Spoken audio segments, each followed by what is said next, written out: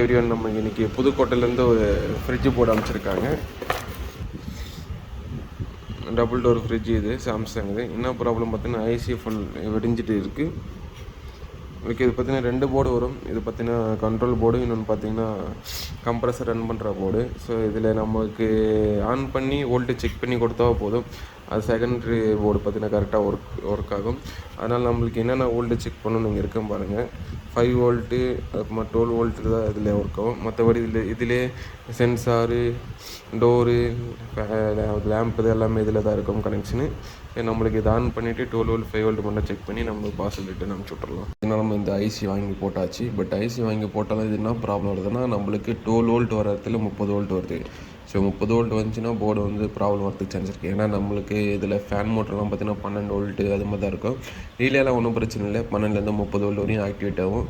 So அந்த மாதிரி ஃபேனுக்கு பார்த்தீங்கன்னா 30 வோல்ட் போகும்போது டேமேஜ் ஆகிடும். ஸோ இது நம்மளுக்கு இப்போ பாருங்கள் 30 வோல்ட் காமிக்குது. பட் இங்கே மென்ஷன் பண்ணியிருப்பாங்க எவ்வளோ வோல்ட் வரணும்னு. 12 வோல்ட்டு. சரி, இருந்தாலும் இப்போ நம்ம ஐசி எடுத்துகிட்டு மாடியில் போட்டு 12 வோல்ட்டு செட் பண்ணி கொடுக்குறோம். 12 வோல்ட் எக்ஸாக்டாக இருந்தால் மட்டும்தான் நம்மளுக்கு கரெக்டான அவுட்புட் கிடைக்கும். சரி, இது ஐசி போட்டும் இன்னொரு ப்ராப்ளம் வருது. சரி, மாடியில் போட்டு செக் பண்ணி பார்க்கலாம் 12 வோல்ட்டுக்கு வருதா இல்லையான்ட்டு. பார்த்தீங்கன்னா நான் ஐசியை ரிமூவ் பண்ணிவிட்டு பார்த்தீங்கன்னா இந்த 524 மாடியூல் தான் யூஸ் பண்ணியிருக்கேன்.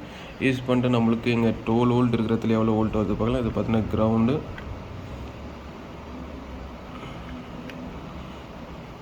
12 வோல்ட்டு.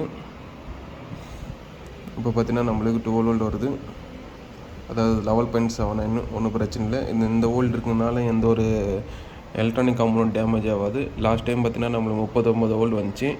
இப்போ இதை 12 வோல்ட்டு கொடுத்து செட் பண்ணி வச்சுட்டு இருக்கேன். இப்போ எந்த ப்ராப்ளம் இல்லை. இது அப்படியே திரும்ப யூஸ் பண்ணால் போதும். ஏன்னா 5 வோல்ட்டு செக்ஷன் கரெக்டாக இருக்குது, 12 வோல்ட்டு செக்ஷன் கரெக்டாக இருக்குது.